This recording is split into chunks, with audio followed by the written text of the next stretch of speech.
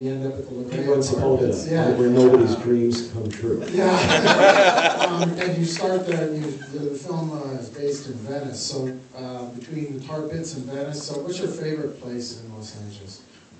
Well, right now we're living in the Hollywood Hills under the Hollywood sign, and I like it there quite a bit. It's the house we live in, it's not a fancy place or big place, but it's got like a tradition. It's up in the hills and built in the 20s, but Sarah Jessica Parker and Robert Downey Jr. lived there as a couple for years.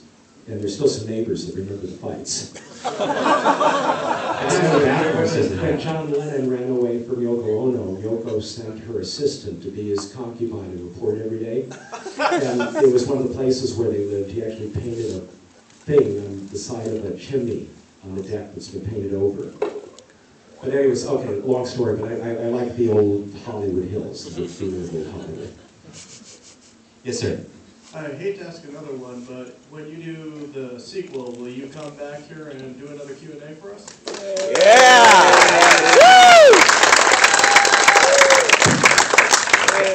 For enough liquor, absolutely. I think it's a great closing question. Anybody else? Oh. Yes, sir. I'm assuming Oingo Boingo doesn't exist any longer, but I've heard that there are Oingo Boingo tribute bands. Yeah, Dead Man's Party, great cover band. Are you familiar with the group called Ouncy Bouncy that's on the Sarah Silverman program? No. You should watch it. Boing, boing, bounce, bounce. I'm not familiar with it.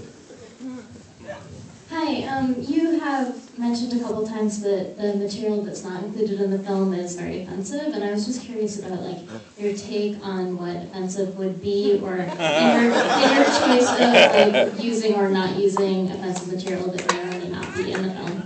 Okay, the original thing, the Jones character in the beginning, was a heroin dealer, and he left all his heroin down in the Forbidden Zone, and had to go back after it.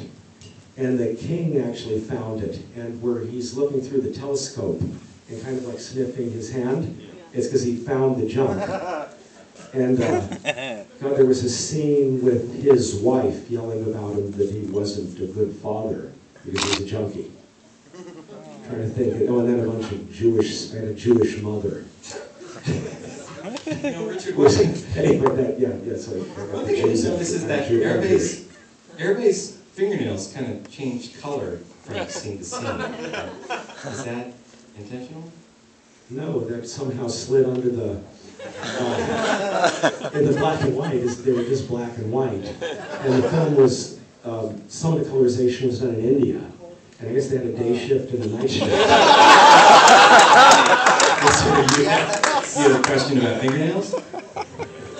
Richard, are you planning on doing an autobiography? I would love to read it. Okay, I have a website, a magazine, and a network. It's called Buzzine. And I've been doing some autobiographical pieces. I've got 3 of them up and some others. What? How do you spell it? Buzzine, buzzine.com. But I get in trouble when I do these. But my wife's the editor-in-chief. And she's doing her job right now. Just before we were married, thank God. But anyway, so as best I can, I've been doing autobiographical stuff. Any other questions? Richard, thank you so much.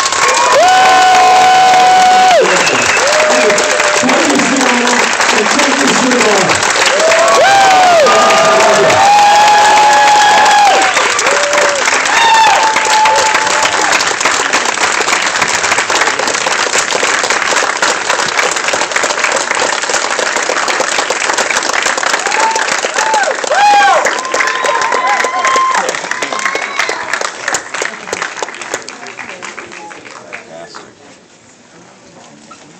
Let's all drink and party now, huh? Yeah.